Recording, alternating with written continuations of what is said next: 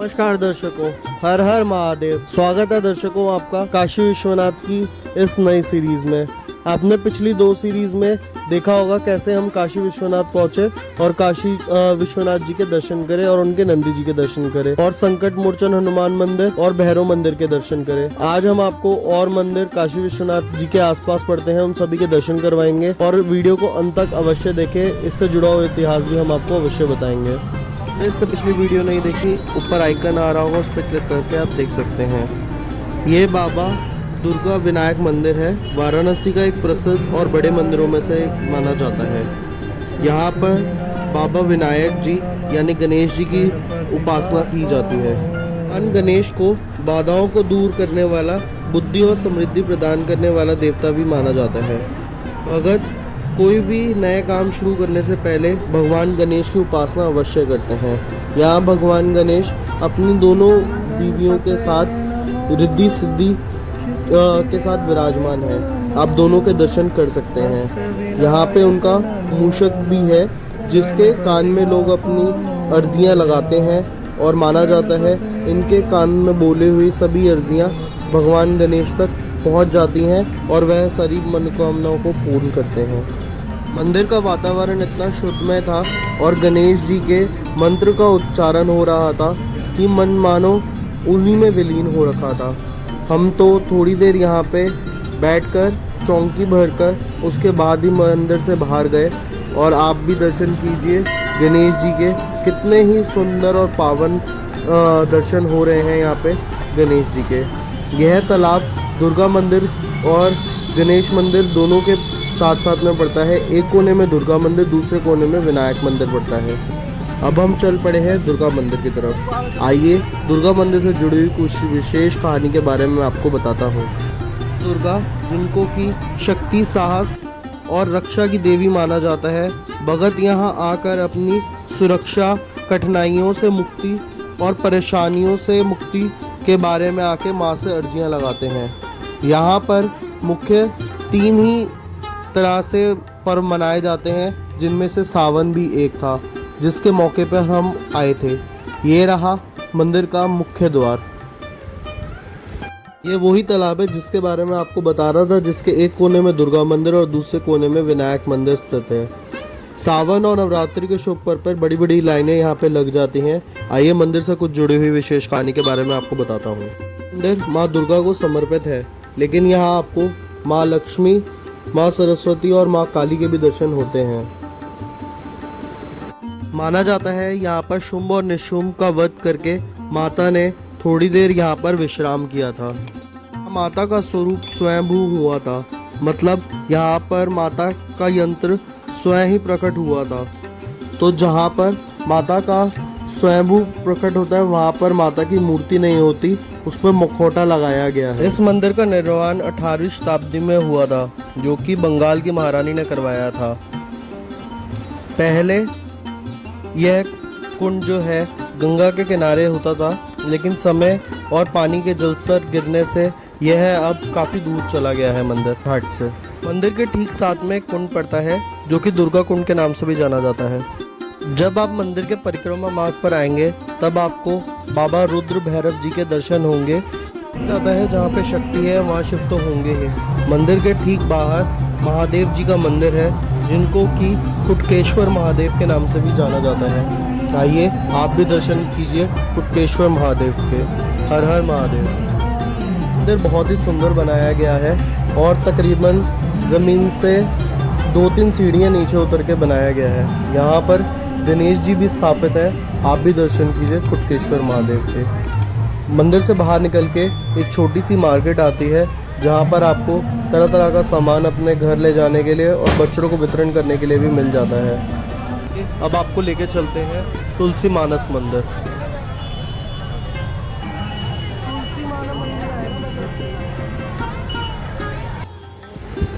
ये मंदिर भगवान राम को समर्पित है और माना जाता है यहाँ पे तुलसीदास जी ने रामचरितमानस लिखी थी। इस मंदिर का निर्माण 1964 में किया गया था। सावन के शुभ पर्व पे या फिर रामनवमी पे यहाँ पर बड़े मेले का आयोजन होता है और यहाँ पर सुंदर सुंदर मूर्तियों के साथ में साज सजावट की दी जाती है। देखिए जैसे ये हनुमान जी ही हैं, कितने सुंदर लग रहे थे। अंदर सुंदर झांकियों के साथ में यह मंदिर सजाया गया है। यहाँ की दीवारों पर आज भी रामचरितमानस लिखी हुई है, आप देख सकते हैं। मंदिर में एक तरफ जो है तुलसीदास जी का भी एक आर्टिफैक्ट लगाया गया है, जो कि रामचरितमानस पढ़ते हुए और लिखते हुए दिखाई देंगे आपको।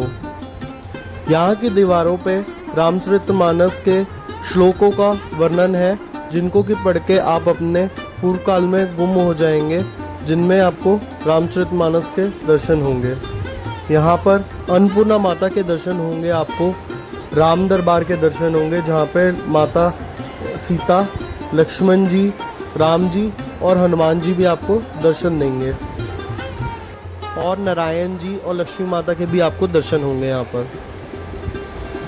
यहाँ पर तुलसीदास जी ने रामचरितमानस लिखी थी, तो यह है आध्यात्मिक और सांस्कृतिक दृष्टि से भी महत्वपूर्ण बनाता है। आइए आपको लेके चलते हैं अब त्रिदेव मंदिर पे। त्रिदेव मंदिर तुलसी मानस मंदिर से हार्डली 300 मीटर की दूरी पर ही है, तो आप यहाँ पे पैदल भी दर्शन करने के लिए जा सकते हैं। जो आप मेरे पीछे मंदिर का गेट देख रहे हैं, ये त्रिदेव मंदिर का है। आइए आपको लेके चलते हैं मंदिर के अंदर। मंदिर में एंटर होते ही आपको बहुत ही पॉजिटिव वाइब्स आएंगी। यहाँ पर आपको सालासर बालाजी, जो कि राजस्थान में है, उनके आपको दर्शन होंगे। फिर आपको दर्शन होंगे रानी सती माता के, यह भी राजस्थान के चुरू डिस्ट्रिक्ट में पड़ता है, जिसके दर्शन आप यहाँ पर भी कर सकते हैं। आपको दर्शन होंगे श्याम बाबा के, जो कि ठीक वैसे ही बनाया गया है जैसे कि खाटू में श्याम बाबा के दर्शन होते हैं, ठीक वैसा ही यहाँ पे भी दरबार सुंदर सजाया गया है। आप भी दर्शन कीजिए। The next day. तीसरा दिन, आज हमने फिर से काशी विश्वनाथ जी के दर्शन करने के लिए निकल पड़े थे, और हमने आज सुगम दर्शन से काशी विश्वनाथ जी के दर्शन करे।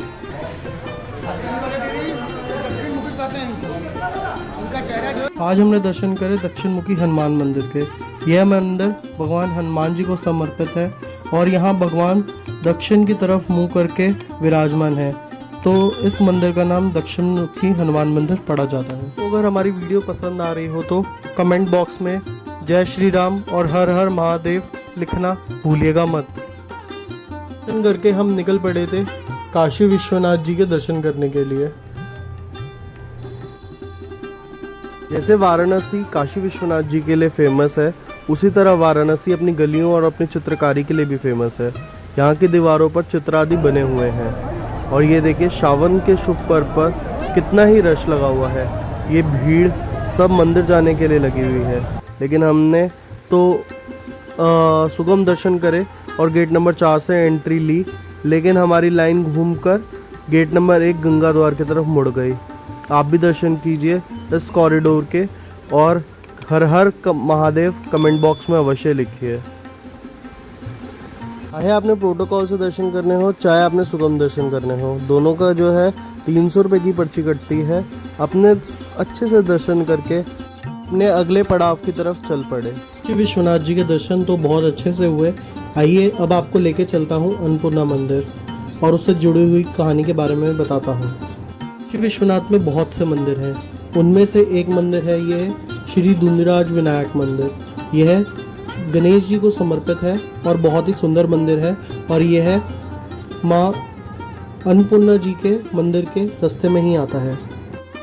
अन्नपूर्णा मंदिर, यह मंदिर काशी विश्वनाथ मंदिर के ठीक साथ में ही पड़ता है। अन्नपूर्णा माता को यह मंदिर समर्पित है। अन्नपूर्णा माता, इनको आहार और पोषण की देवी भी माना जाता है। मंदिर में माता का एक सुंदर सी प्रतिमा स्थापित है। आइए आपको भी दर्शन करवाता हूँ और उनसे जुड़ी हुई एक कहानी के बारे में भी आपको बताता हूँ। माना जाता है एक बार की बात है जब पृथ्वी पर अन्न की कमी हो गई थी, जो कि कलयुग में भी एक समय ऐसा आएगा। उस समय हाहाकार मच गया था पृथ्वी पर। तब पृथ्वीवासियों को ध्यान में रखते हुए माँ पार्वती जी ने अपनी रसोई से अन्न निकालकर शिवजी जी को दिया। शिवजी जी ने कृपा दिखाई और यह अन्न यहाँ के निवासियों को प्रदान किया। उन्होंने यह अन्न का जुताई करी और अन्न से अन्न बढ़ाकर सभी लोगों का पेट भरा। तभी से अन्नपूर्णा माता को, पार्वती माता को अन्नपूर्णा के नाम से भी जाना जाता है। अन्नपूर्णा मंदिर में और भी काफ़ी सारे मंदिर हैं, आप सभी के दर्शन अवश्य कीजिएगा, जैसे कि सूर्य मंदिर, काली मंदिर और ये मंदिर भी। अन्नपूर्णा मंदिर से निकलकर हम वाराणसी के एक ऐसे शक्तिपीठ की तरफ चल पड़े जो कि 51 शक्तिपीठों में से एक माना जाता है।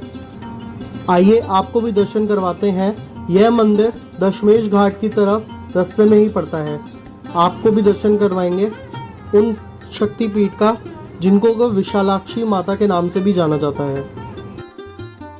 माना जाता है यहाँ पर काशी विश्वनाथ जी यानी भोले बाबा रात्रि में शयन करने के लिए इसी मंदिर में आते हैं।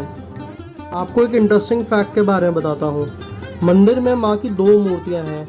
एक जिनकी आप दर्शन कर रहे हैं, ठीक उनके पीछे एक और प्रतिमा है। ये बात है 1971 की, जब मंदिर में स्थापना हो रही थी। उस समय पूजा अर्चना के दौरान मंदिर के पुजारी से एक उंगली टूट गई, तो उसी के ठीक आगे मंदिर के अंदर दूसरी प्रतिमा की स्थापना हुई। आज आप उसी के दर्शन करते हैं। विशालाक्षी के बहुत ही सुंदर दर्शन हुए। मंदिर से दर्शन करके हम निकल पड़े दशमेश घाट की तरफ। रास्ते में हमें वो स्थान भी दिखा जहाँ से पहले काशी विश्वनाथ मंदिर जाया जाता था। जा तो आप अभी भी सकते हैं, लेकिन अब जो है कॉरिडोर से लोग जाना प्रेफर करते हैं, तो ये द्वार मेलों के दौरान बंद कर दिया जाता है। आइए आपको लेके चलते हैं दशमेश घाट की तरफ। दशमेश घाट के कुछ बाहर का नज़ारा है। यह आप मेरे पीछे देख सकते हैं दशमेश भवन है। यहाँ पर फूड कोर्ट और यहाँ पर रखी हुई कुछ एंटिक चीज़ें भी देखने को मिल सकती हैं। देखिए कितना सुंदर वॉल बनाया है दशमेश घाट का।